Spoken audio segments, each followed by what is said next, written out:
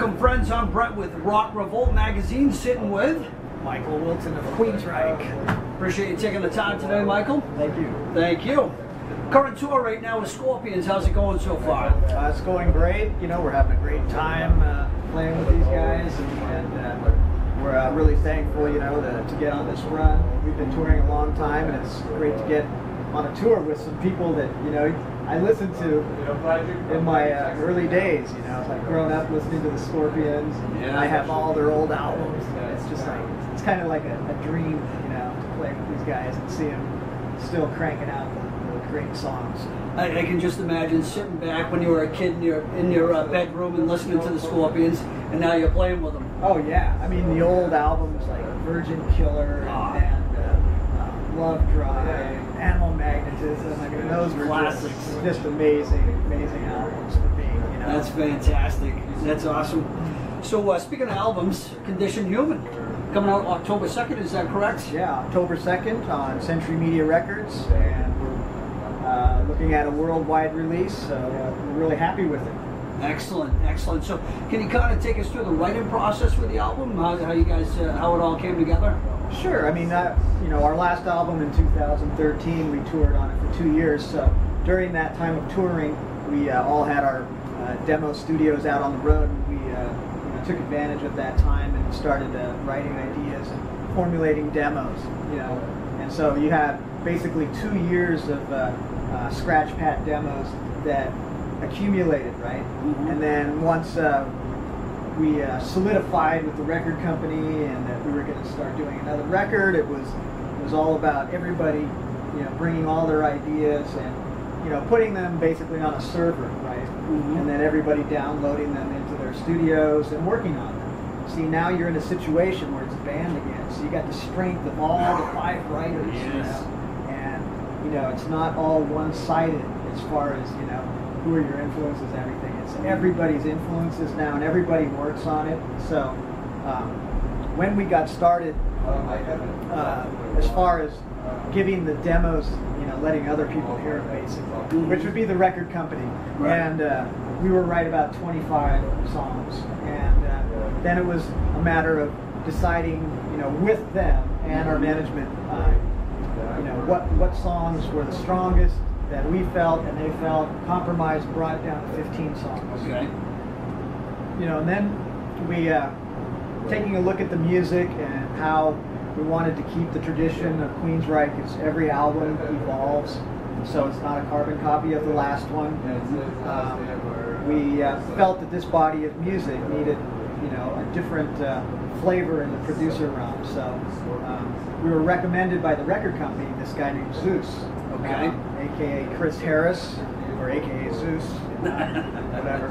And he was great because one, he was totally into the songs, and he knew the potential, and he really wanted to capture the magic of the early days as far as how the instrumentation was recorded. Okay. And to bring back those influences, and of course, you know, we're the original guys, right? So we have all that deep rooted in our influences. So we, as an inspiration, you know, we all kind of reached back a little bit, mm-hmm. and what made those songs so exciting to record, and Zeus was, you know, fulfilling all that. You know, if there was, you know, confusion in an arrangement or where a song should go from here, he was right there because he is a musician. Okay. You know, and super hard worker. And so that's, you know, kind of how it was done. We basically set aside 6 to 8 weeks of recording, which barely got done. I mean, 15 songs, 15 Queensryche songs. The songs have a lot of depth to them. So there's a lot of parts. There's a lot involved in the arrangement. So, you know, and as it started being completed, you know, we were really just like going, wow, we really have something here. And it wasn't just us saying that, it was just the management and the record label that they really got behind it. You know, once it was mastered, it's just, you know, we're really happy, and then obviously we're doing all the press. Right, exactly, you know, right. Yeah, and you know, the songs, to me, you know, everybody asks, well, what are the songs like? But for me, it's kind of hard to describe because I don't even like describing how I play because I really don't know. I just do it. But it's, you know, some of the songs are a bit heavier, some of them are a bit more progressive, but there's always a lot of melodic content in it, and a lot of depth, a lot of, you know, just ear candy here and there for headphones, and you know, it's kind of the album where you, the more you listen to it, the more things start poking out at you. Okay, gotcha. It's like, you know, it sounds fairly complex. It is a bit proggy in some aspects, and that's the Queensryche sound, though. It is. Right? You know, we have a little bit of that, a little bit of metal, a little bit of this, you know, and a little bit, you know, that's kind of what we are. Absolutely. No, looking forward to it. I'm sure a lot of people are. So this is your second album with Todd, correct? Yes, it is. And so how's that working out? It sounds like it's working out great. Yeah, I mean, we've had 2 years on the road with Todd, and he's just, you know, more comfortable singing the songs. He's more comfortable being around us, and we've bonded that much more, and you know, and also he's improved as a singer. So it's been, you know, just a great building process with him, and now to finish this album, you know, it really shows his progression as a vocalist, and you know, filling this slot in Queensryche, and it's just, you know, it's miraculous how well he's done. He's fantastic. He sounds amazing live. Absolutely amazing. You know, he's definitely got the strength and his and the range and his vocal performance, and you know, and he's very comfortable on stage. The fans have, you know, accepted him graciously, and you know, there's no ego with him. He's really just a good guy. That's great. That's great. Makes it easy, right? It sure does. So I noticed on the site with the album, there's a bunch of different packages you guys were offering. One that really stood out was that corporate investment, is it, for $50K? Is that, did I see that on there? Yeah, we threw that out. This was an idea that we had through our management, some of our attorneys, and you know, this was basically, in a nutshell, it's something that happened in the Jobs Act that the president had offered. It's a middle class, you know.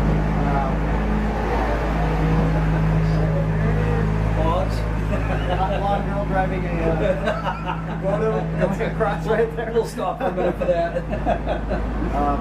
But yeah, it was you know, all small businesses, you know, have to generate revenue and for growth in their proprietary business. You know, they can offer shares. So we thought, well, hey, you know, we have a company. Yeah, they offer shares. And we go, can we do this? And they said, sure. So that's what it was. Okay. And you know, it's we just threw it out there to see what happened. And actually, we've gotten a few people that, you know, are want to go along for the ride. Nice. You know, and just it's kind of an endowment, you know, and a fun thing to do. But you know, there is a backside where they do get a residual. So of course. But it's you know, anybody can do this. Yeah. You know, it's like you just gotta figure out how to do it. You gotta have the, you know, the right resources, right people. You know, because I didn't know anything about it until it was mentioned to me. Well, on top of that, there's a lot of other packages out there, so check out the website, because I believe you can buy one of your guitars, you know, there's the drum kit, things like that. So a lot of neat, you know, from the actual CD all the way down to, like I said, the drum kit and all that stuff. That's what's cool about Pledge Music, is that you can, you know, it becomes almost like your own exclusive fan club merchandise platform. We had, like you said, drums, like my guitar sold on there, and Eddie's bass, and all these unique things that we can do, and it's great because the fans are investing in Queensryche, in you know, exclusive merchandise, CDs, CD albums, all that. It's been, you know, really successful for us, and we for never doing it before. We we're really happy with how it went. Plus, you know, you got to keep it updated with all the commentary, the news. You got to keep it up to date, and so it's a fair amount of work. It's some cool stuff. If you're a band that has a good following, it's a great way to promote what you're doing. Absolutely. So Michael, let's dip back into the history real briefly because you've got a fairly long history, but can you kind of walk us through that? Towards the end of that, can you kind of tell us how Todd came to be in the band?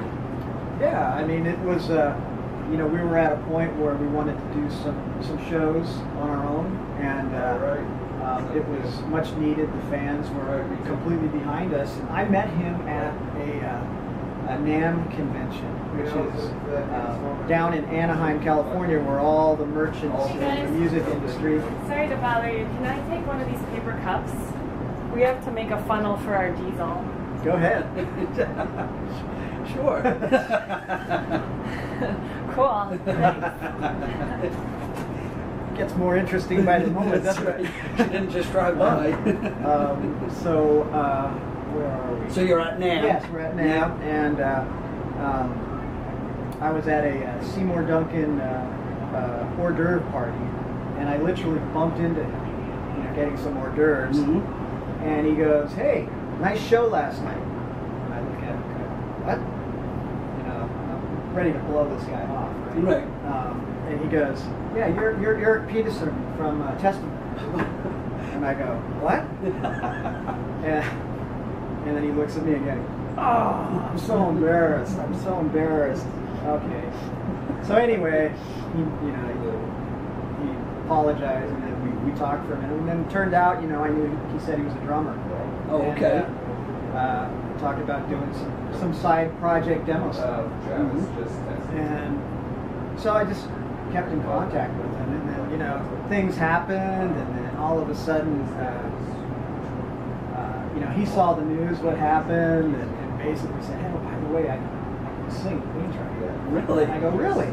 He go, "Can you send us some demos?" Yeah. And he put up on a private YouTube his version of a lot of songs. The main one was "Eyes of a Stranger." Yeah. And the band took a look at it and was like, "Wow." So the ballsy thing we did was we booked 2 shows at the Hard Rock Cafe in Seattle, Washington, without ever even rehearsing with the guys. Without the other band members even meeting them. Really? So that's how much everybody believed in the guy. We had spoken on the phone, and we just went for it. Yes. And when he showed up for the first rehearsal and started singing the songs, I mean, jaws were dropping. And then he gets on Scott's drums and starts playing, drum parts from The Warning. Double talent, right?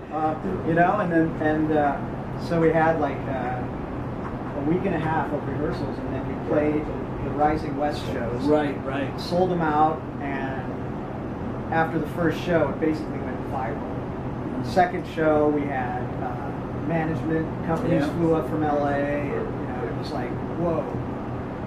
And it got serious fast. Yeah. And then next thing you know, we were signed to new management, and things progressed. And, when that took place now, the Rising West was Jeff still in the band at that time, or was that pretty much at a point where... No, we were just doing this as kind of a little side thing, because, we needed to work and to keep going, and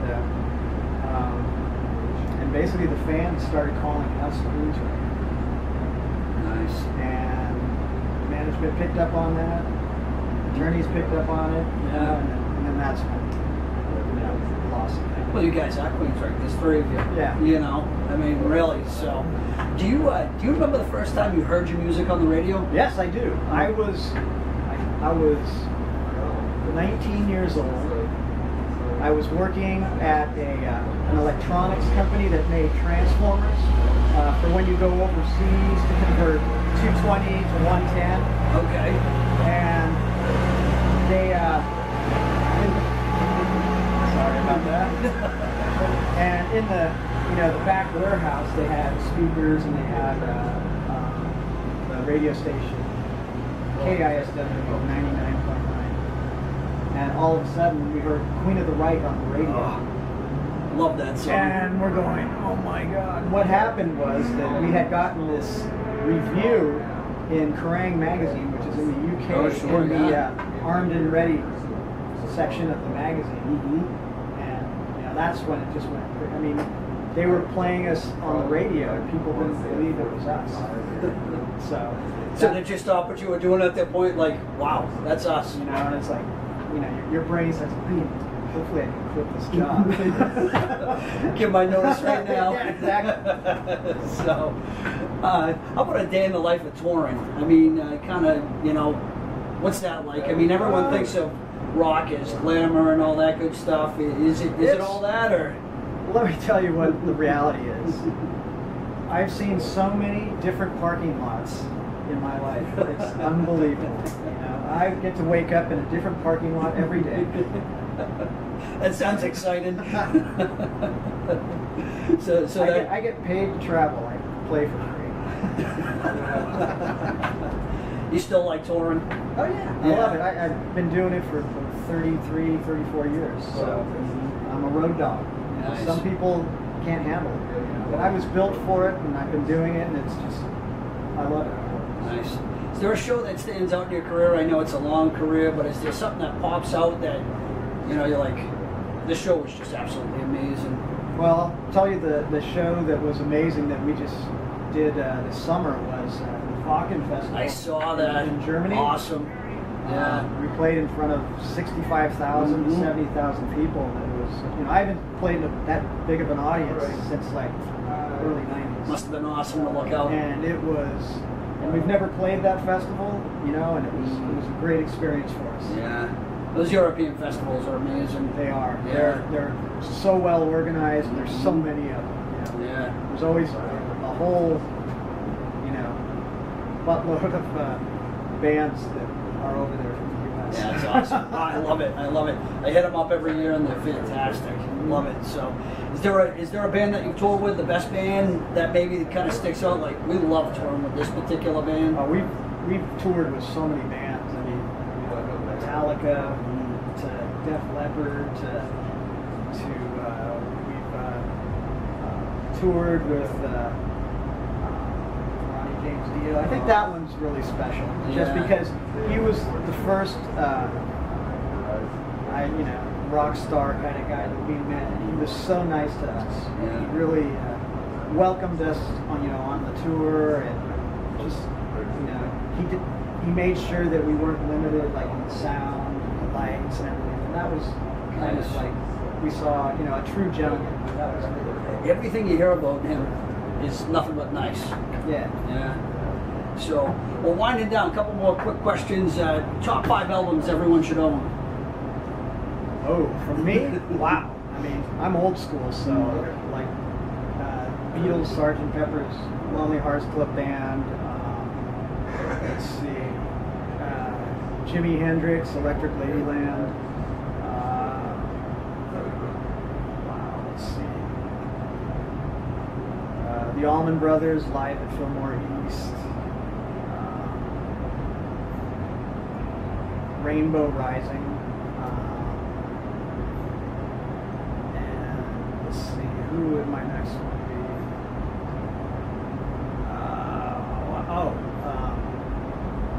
Led Zeppelin 4. Nice.